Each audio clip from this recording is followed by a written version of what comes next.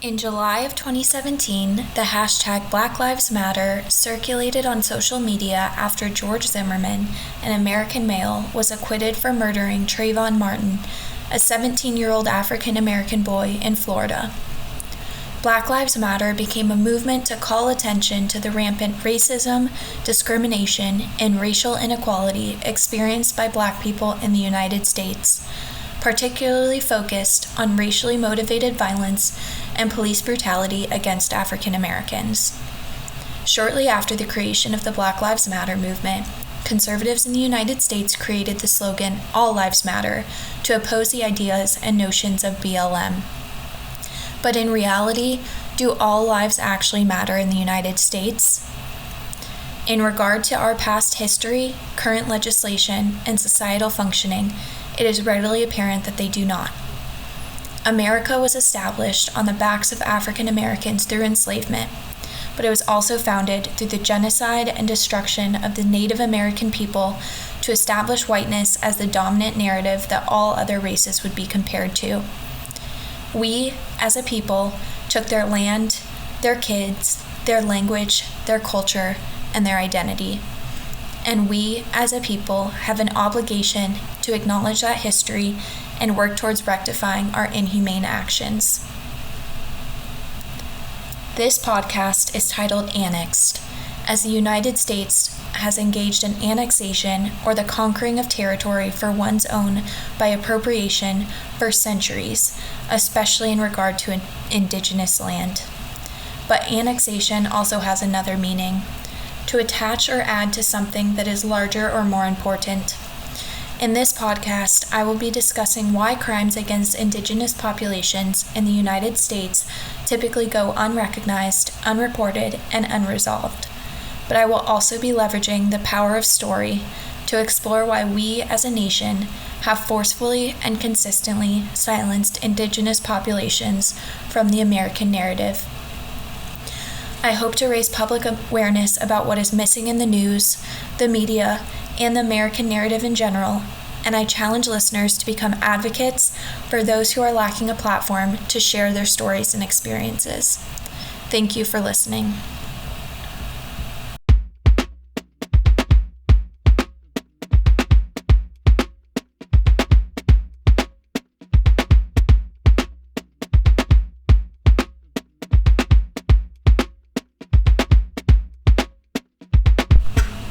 The United States was founded on settler colonialism. Colonialism is defined by the Oxford Dictionary as the policy or practice of acquiring full or partial political control over another country, occupying it with settlers, and exploiting it economically. Settler colonialism takes it many steps further. Shreya Shah, a student who is passionate about Indigenous solidarity, writes that settler colonialism as a structure requires genocide. Settler colonialism involves the total appropriation of Indigenous life and land rather than the selective appropriation for profit. In settler colonialism, colonizers impose their own cultural values, religions, and laws and make policies that do not favor the Indigenous peoples. They seize land and control the access to resources and trade. The United States leveraged settler colonialism to attack American Indian and Alaskan Native populations through community massacres, pandemics by introducing new diseases, prohibiting spiritual and cultural practices, removal of tribal children, and forced relocation. The Trail of Tears is one of the most salient examples of settler colonialism in U.S. history. In the 1830s, colonists forcibly relocated over 100,000 indigenous people from their homes in the southeast region of the United States to territory west of the Mississippi River, which is now the state of Oklahoma. Approximately 15,000 indigenous people died on the treacherous journey west, which is why the relocation was called the Trail of Tears, to represent the collective suffering that the indigenous tribes experienced. The United States primarily used the land stripped from the tribes to create and expand plantations where slaves were forced to produce cotton, tobacco, hemp, sugarcane, and other crops. So essentially, colonists engaged in annexation so they could increase slavery, one calamity for another. How sickening is that? In 1819, the Indian Civilization Act was passed, which aimed at expanding education for Native populations. The act helped to establish hundreds of Indian boarding schools across the country in which American Indian and Alaskan Native children were forcibly removed from their homes and sent to schools hundreds or thousands of miles away from their families with limited contact. These children had few adult role models, and they were prohibited from practicing their traditional ways of life and were forced to learn English and practice Western mannerisms. Abuse and neglect were common in these boarding schools, and the parents and families of these children suffered immense grief. In 1854, the nation launched its first foster care program called the Orphan Train System. The initiative forcibly removed Indigenous and immigrant children from their homes and families and placed them on trains to be taken to Midwestern towns where they would be raised by rural farm families. The purpose of the orphan train system was to fill the growing labor force needs caused by Western expansion and strip these children of their cultures and Indigenous identities to become civilized, Americanized citizens. From 1854 until 1929, approximately 250,000 children were a part of the orphan train system. The forcible removal of Indigenous tribes from their land, the boarding school era, and the orphan train system are just a few examples of how the United States have abused and attempted to destroy Indigenous populations, but there are many, many more. And yet, our educational system tries to erase this history by quickly skimming over it in history classes or leaving it out of textbooks altogether. I myself thought Christopher Columbus was a hero for discovering our nation for far too long, instead of being aware of his responsibility for the killing and destruction of up to 5 million Indigenous people. By being secretive about our role as a nation in this genocide, we further isolate the Indigenous tribes existing today. So it is not a surprise why crimes against and among these populations are extremely underreported.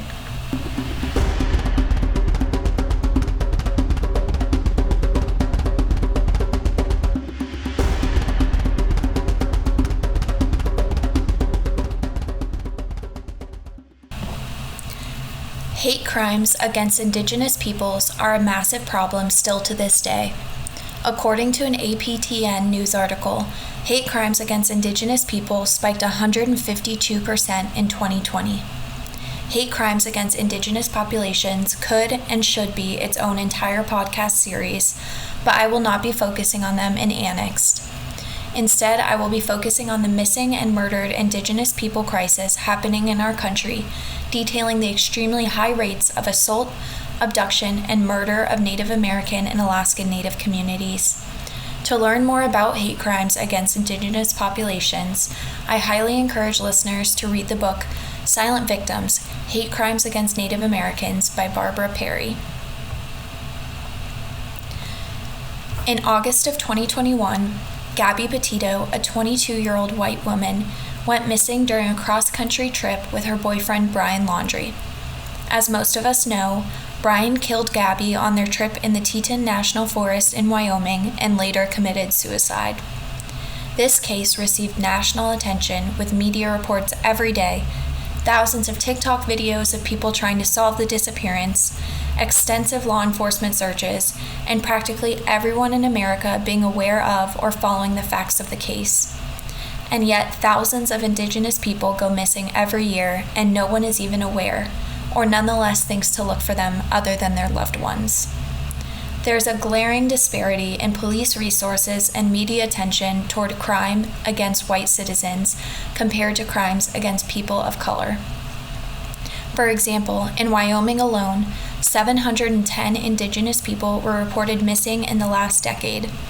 85% of the missing are minors, 57% are women and girls, and Indigenous people were about 100% more likely to be missing after 30 days than white people, according to a University of Wyoming report. Let me repeat that for a minute. Indigenous people were about 100% more likely to still be missing after 30 days than white people. Emily Grant, a senior research scientist at U.S. News, also shares that in the media coverage for missing people in Wyoming, we found that white people were more likely to have an article out while they were still missing, as compared to Indigenous people who were more likely to have the first media article on their case only after they were found deceased. U.S. News report anchor and journalist Gwen Ifill coined this phenomenon as missing white woman syndrome, which has now been used by many media commentators and social scientists to describe the disproportionate coverage of missing and murdered young white females compared to women of color. The missing white woman syndrome often portrays white missing and murdered women as respected and innocent victims of vicious crimes, while minority women victims are often portrayed as criminals, sex workers, drug addicts, or other negative stereotypes. Race in media coverage of missing and murdered cases is directly involved in the character framing of the victims. And yet, when minority populations speak out about the disparity in coverage and portrayal, they are often accused of playing the race card. Tiana Wagon, the sister of murdered Wyoming native Jade Wagon, says, "I truly believe that if the 710 cases got nearly half the media coverage that Petito did, maybe things would have been solved." Next, we will discuss the specific data and statistics on missing and murdered Native American and Alaskan Native individuals in our country. Stay tuned.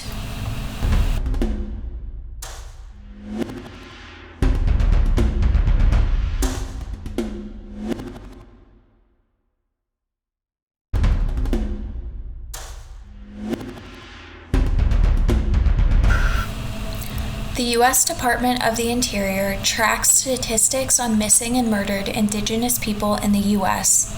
The department states that violence against Native Americans and Alaskan Natives far exceeds national averages, with high rates of assault, rape, abduction, and murder of women, and have titled it a Missing and Murdered Indigenous People Crisis. Community advocates describe the crisis as a legacy of generations of government policies of forced removal, land seizures, and violence inflicted on Native peoples. The National Institute of Justice conducted a comprehensive study into violence in Indigenous communities in 2016 and found that more than 4 in 5 American Indian and Alaskan Native women, which is approximately 84% or 1.5 million American Indian and Alaskan Native women, have experienced violence in their lifetime, with over 56% having experienced sexual violence. The National Missing and Unidentified Persons System, or NamUs, is a national information resource center for missing, unidentified, and unclaimed person cases across the United States. NamUs is funded and administered by the National Institute of Justice and RTI International, and provides technology, investigative support, and forensic services to law enforcement, medical examiners, family members, and other forensic professionals at no cost to help resolve these cases. NamUs states that over 600,000 individuals go missing in the United States every year. Although most of these individuals are found alive, tens of thousands of individuals remain missing for more than 1 year and end up being classified as cold cases by law enforcement agencies. NamUs estimates that 4,400 unidentified bodies are recovered every year, with over 1,000 of those bodies remaining unidentified after 1 year. Currently, NamUs has 22,398 open missing person cases, 14,284 open unidentified person cases, and 15,187 open unclaimed person cases. On the upside, NamUs has resolved 31,415 missing person cases, 5,898 unidentified person cases, and 967 unclaimed person cases since its founding in 2007. Native American and Alaskan Native women make up a significant portion of missing and murdered individuals in the United States.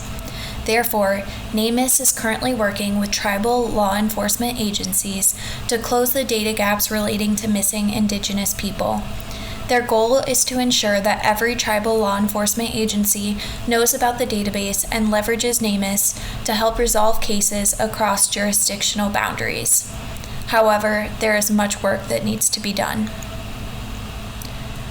The Center for Disease Control and Prevention estimates that the murder rate is 10 times higher than the national average for women living on reservations, and murder is the third leading cause of death for Native women. This group is also significantly more likely to experience a rape in their lifetimes compared to women of other races, and they are more likely to be killed by their intimate partners compared to other offenders. American Indian and Alaskan Native women are also not the only members that experience high rates of violence. More than 4 in 5 American Indian and Alaskan Native men, over 81%, have experienced violence in their lifetimes, which is more than 1.4 million individuals. In November of 2018, the Urban Indian Health Institute published their report on missing and murdered Indigenous women and girls. They concluded that there were 5,712 cases of missing and murdered Indigenous women and girls in 2016, and only 116 of these cases were logged into NamUs, the Department of Justice's federal missing persons database. They also concluded that 71% of American Indian and Alaskan Natives are urban Indians, meaning they are tribal people currently living off federally defined tribal lands in urban areas. Yet no research has been done on rates of violence against this population living in urban areas.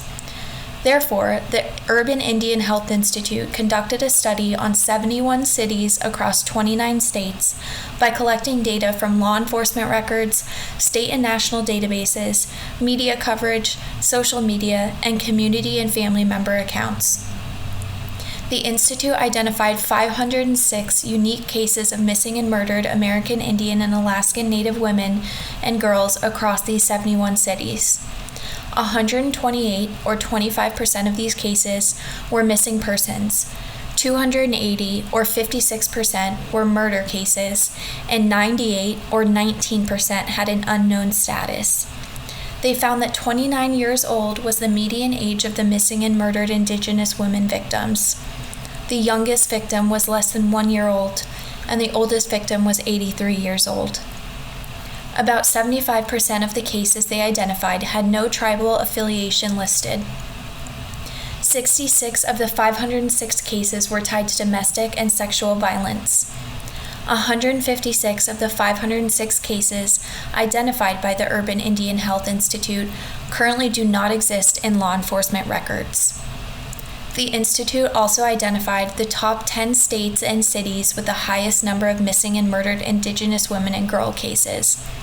The top 10 states in order includes New Mexico, Washington, Arizona, Alaska, Montana, California, Nebraska, Utah, Minnesota, and Oklahoma. The top 10 cities in order includes Seattle, Washington, Albuquerque, New Mexico, Anchorage, Alaska, Tucson, Arizona, Billings, Montana, Gallup, New Mexico, Tacoma, Washington, Omaha, Nebraska, Salt Lake City, Utah, and San Francisco, California.